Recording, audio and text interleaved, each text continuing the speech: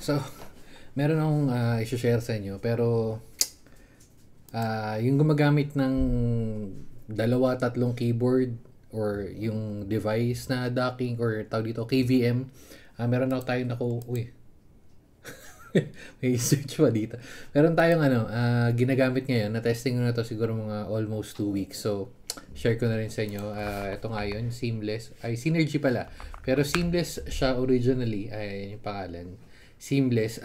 May catch. Ang catch dito is yung isang version, yung sa GitHub, may bayad. Pero libre. Yung ginagamit ko is yung may bayad. So, hindi ko na testing tong part na to. Yan, yung desk flow na yan. Nandito naman yan. Yung code makita nyo. Medyo madilim pa rin yung camera natin pero okay lang. So, ayan. Download stable version. Testing nyo na lang dyan. Dyan. Pero, again, hindi ko to na testing kasi ang ginamit natin, ayan desk flow. Feeling ko pareha silang din naman. Pero, yun nga.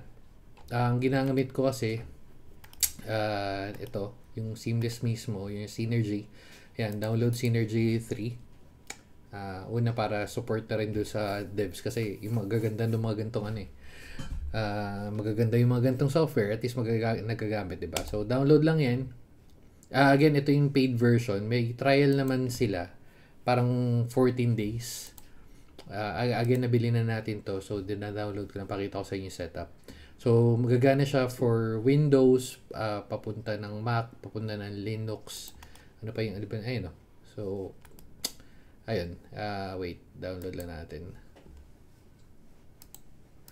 So, wala akong naging issue sa kanya. Tulad yung nasabi ko, kaya nga binili na natin yung software na kano nga to?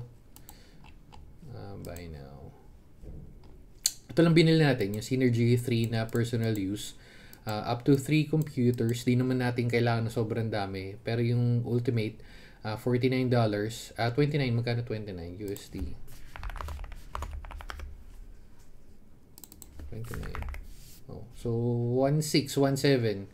Okay na rin. Tapos ito pala, halimbawa nakaganto na tayo, yun sa akin, nabili ko na yung Synergy 3 na personal in case na gusto ko mag-upgrade to Ultimate. Sabi naman nung sa nila, sa customer service nila, babayaran nilang is yung difference. So, pwede ka na mag-upgrade anytime. If in case, kailangan mo ng more than 3 computers, pero I doubt na may gagamit ng ganun. Sobrang dami na nun. Pero yun, yun. Again, ito yung paid version. Tapos, ito yung sa free. Malamang may difference una sa UI and all. Pero, papakita ko sa inyo ito yung ginagamit ko. Tagal mag-download eh. Wait. So, hindi ko na in-install yun na sa Windows ko kasi una, naka-setup na naman yun. So, technically, same setup lang naman na mangyayari. Parang ganyan. Bubuksan na natin. Yan. Sa Windows, sa Mac, para ma-install yung program, transfer mo lang, papuntang applications. Okay.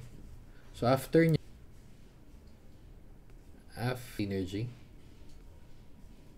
Yes. Okay. Okay. So, nakalagin na rin pala agad. Kung mapapansin nyo, meron tayong ROG dito, yung desktop. Pag dirinag ko yung mouse ko, ito yung mouse ko ngayon. Yan. Nakita nyo dyan. Pag dirinag ko pataas, kasi ito yung desktop. Ito yung yung desktop na computer. Pag dirinag natin, di ko masasama yung video. Hindi kasama yung video kasi. Pero lilipat siya papunta dito sa kabila. So, papunta sa Mac, sa desktop. Ngayon, nandito mo, kailangan yata natin i-retry yung connection kasi, wait. Hindi. Ano lang pala.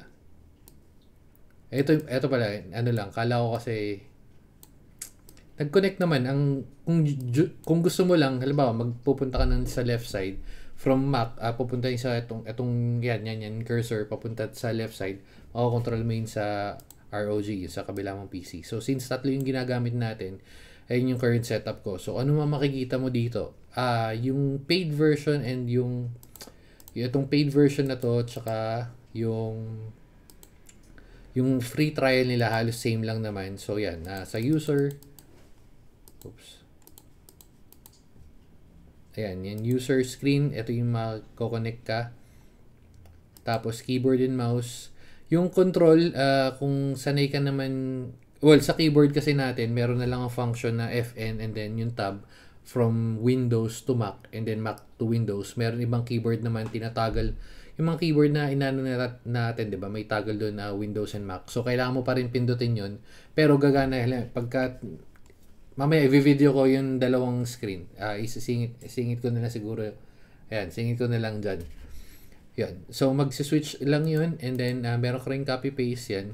So gumagana 'yan pag hindi kasi makakita pero mamaya isisingit natin 'yan.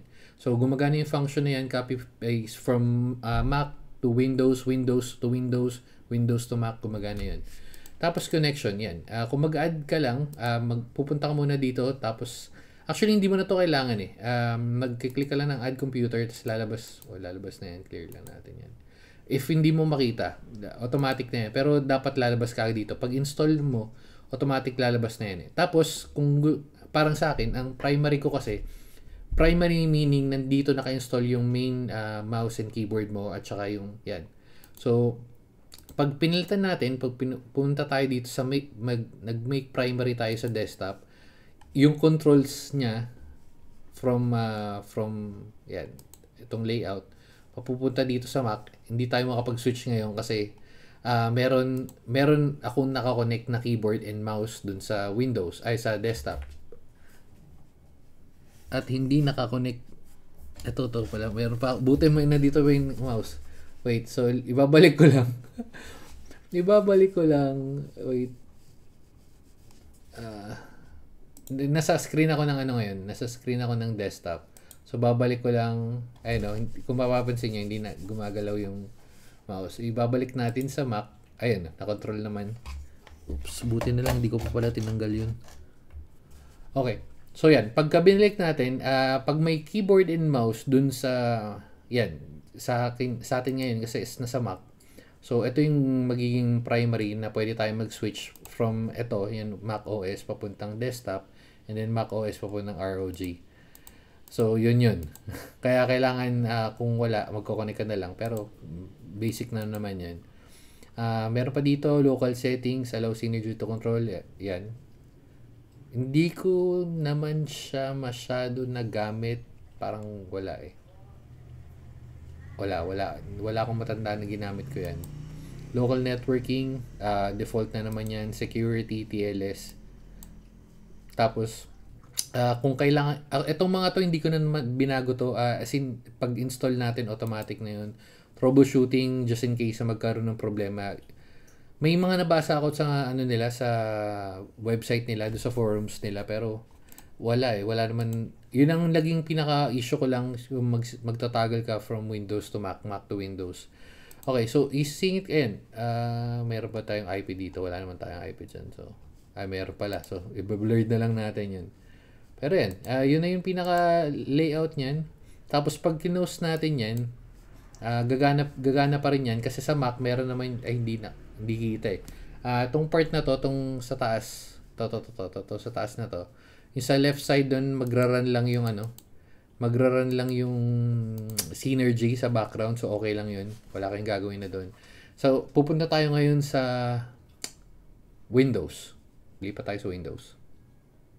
Okay, so sa cellphone lang tayo para at least nakikita nyo. Ayan yung Mac natin. Ito yung sa desktop. Ito yung sa ROG. Hindi na natin iano kasi technically parehas lang naman. Pero ito, ano sa yun? Hindi ko makita yung mouse ko. Kasi yung mouse. Ayan. Ayan. Ito yung mouse. Papatagusin natin pataas.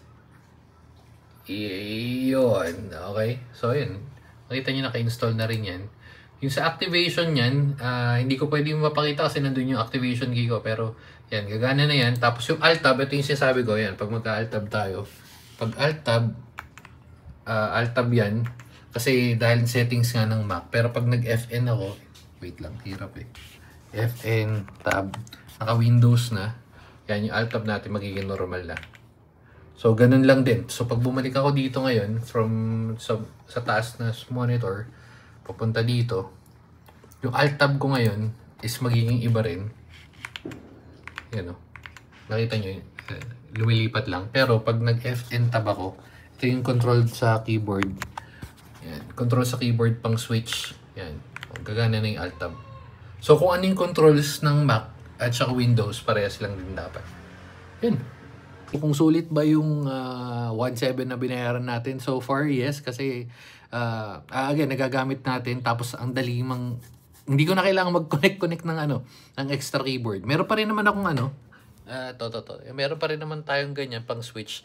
Just in case na kailangan ko. Actually, ginagamit ko siya. Nagsiswitch na lang ako pag maglalaro tayo ng Dota. Pero kung yung typical na may check lang ako sa kabilang PC, pabalik dito. So, ito na yung mas ginagamit ko. Yun lang. Sige na. Bye-bye.